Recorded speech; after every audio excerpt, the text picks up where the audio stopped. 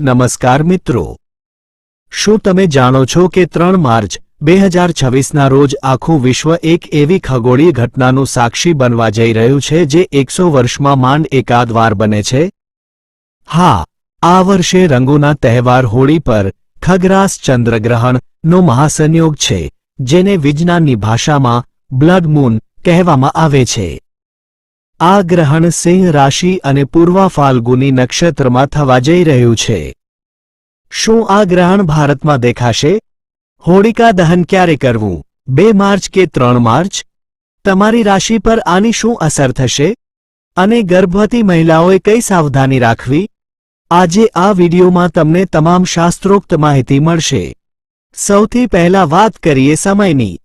3 March 2026ના રોજ થનારું આ ચંદ્રગ્રહણ ભારત સહિત એશિયા, ઓસ્ટ્રેલિયા અને અમેરિકામાં દેખાશે.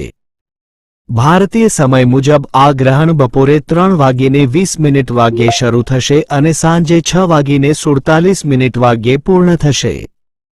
ભારતના મોટાભાગના શહેરોમાં મૂનરાઇઝ ઇક્લિપ્સ એટલે કે ચંદ્રોદય સમયે ગ્રહણ ચાલુ હશે. ખાસ કરીને સુરત માટે ચંદ્રોદયનો સમય સાંજે 6:44 છે. એટલે કે સુરતના લોકો સાંજે 6:44 થી સવારે 6:47 સુધી માત્ર 3 મિનિટ માટે ગ્રહણનો અંતિમ તબક્કો જોઈ શકશે. આ ગ્રહણનો સૂતક કાળ ગ્રહણ શરૂ થવાના 9 કલાક પહેલા એટલે કે 3 માર્ચની વહેલી સવારે 6:23 થી શરૂ થઈ જશે. મિત્રો, સૌથી મોટી મૂંઝવણ હોળિકા દહનના સમયને લઈને છે. શાસ્ત્રો મુજબ ગ્રહણ અને સૂતક દરમિયાન કોઈ પણ અગ્નિ સંસ્કાર કે પૂજા થઈ શકતી નથી. આથી તમારી પાસે 2 મુખ્ય વિકલ્પો છે. પહેલો વિકલ્પ 3 માર્ચની રાત્રે ગ્રહણ પૂર્ણ થયા બાદનો છે. પંચાંગ મુજબ 3 માર્ચે સાંજે 6:47 વાગ્યે ગ્રહણ પૂર્ણ થયા બાદ હોળિકા દહન કરવું સૌથી શ્રેષ્ઠ છે. પ્રદોષ કાળમાં સાંજે 6:47 થી સવારે 8:50 વચ્ચે આ વિધિ કરી શકાય છે. બીજો વિકલ્પ 2 માર્ચની રાત્રે છે. કેટલાક પંચાંગો સૂતક કાળથી બચવા માટે 2 માર્ચની સાંજે જ હોળિકા દહન કરવાની સલાહ આપે છે, કારણ કે 2 તારીખે સાંજે 5:55 થી પૂર્ણિમા તિથિ શરૂ થઈ જાય છે. જો કે 3 માર્ચની સાંજનું મુહૂર્ત વધુ શાસ્ત્રસંગત માનવામાં આવે છે. વાસ્તુશાસ્ત્ર મુજબ હોળી એ ઘરની ઊર્જા શુદ્ધ કરવાનો તહેવાર છે. હોળી પહેલા તમારા ઘરમાંથી આ 5 અશુભ વસ્તુઓ તરત જ બહાર ફેંકી દો.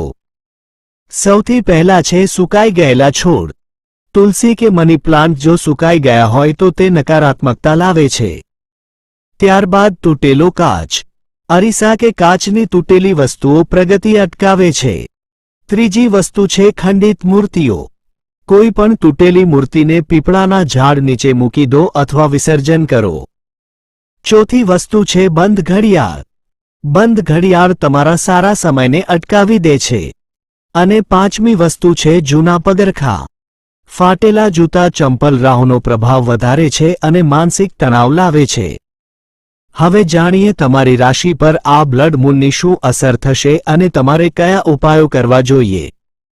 મેષ રાશિના જાતકો માટે કાર્યસ્થળ પર દબાણ વધશે, તેમણે ગાયત્રી મંત્રનો જાપ કરવો જોઈએ.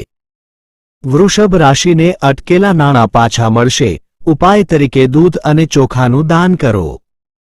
મિથુન રાશિને સફળતા મળશે પણ વાદ વિવાદથી દૂર રહેવું અને લીલી વસ્તુઓનું દાન કરવું. કર્ક રાશિમાં ભાવનાત્મક ઉતાર ચઢાવ રહેશે, તેમણે ઓમ નમઃ શિવાય ના જાપ કરવા. સિંહ રાશિના જાતકોએ સૌથી વધુ સાવધાન રહેવું, અહંકાર અને સ્વાસ્થ્યનું ધ્યાન રાખી સૂર્ય મંત્રનો પાઠ કરવો. કન્યા રાશિના લોકોએ જરૂરિયાતમંદને ભોજન કરાવવું. તુલા રાશિ માટે આવકના નવા સ્ત્રોત ખુલશે, લક્ષ્મીજીને સફેદ ફૂલ અર્પણ કરવા. વૃશ્ચિક રાશિએ હનુમાન ચાલીસાનો પાઠ કરવો. ધનુ રાશિને ભાગ્યનો સાથ મળશે, ચણાની દાળનું દાન કરવું. મકર રાશિ માટે અચાનક ખર્ચ વધી શકે, કાળા તલનું દાન કરવું.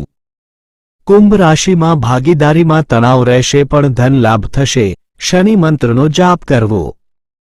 અને મીન રાશિના જાતકોએ બીમાર લોકોને દવાઓનું દાન કરવું જોઈએ. ગર્ભવતી મહિલાઓ માટે આ સમય અત્યંત સંવેદનશીલ છે. ગ્રહણ દરમિયાન કિરણોથી બચવા ઘરમાં જ રહેવું અને બારીઓ બંધ રાખવી. ચપ્પુ, કાતર કે સોય જેવી તીક્ષ્ણ વસ્તુઓનો ઉપયોગ ન કરવો. મનમાં સતત સંતાન ગોપાલ મંત્ર અથવા ભગવાનનું નામ લેતા રહેવું. જમવામાં કે પાણીમાં તુલસીના પાન મૂકવા જેથી તેની શુદ્ધિ જળવાઈ રહે અને ગ્રહણ પછી સ્નાન અવશ્ય કરવું. તો મિત્રો, 3 માર્ચ 2026ની આ હોળી ભલે ચંદ્રગ્રહણ સાથે હોય, પણ જો તમે સાચી સાવધાની રાખશો તો તે તમારા માટે આધ્યાત્મિક રીતે ખૂબ ફળદાયી સાબિત થઈ શકે છે. ગ્રહણ સમયે કરેલો મંત્ર જાપ 1 લાખ ગણું ફળ આપે છે, તેથી આ સમયનો સદુપયોગ કરજો. તમને આ માહિતી કેવી લાગી તે કમેન્ટમાં જરૂર જણાવજો અને વિડીયોને શેર કરજો. ફરી મળીશું એક નવા વિડીયો સાથે. ત્યાં સુધી હેપ્પી હોળી.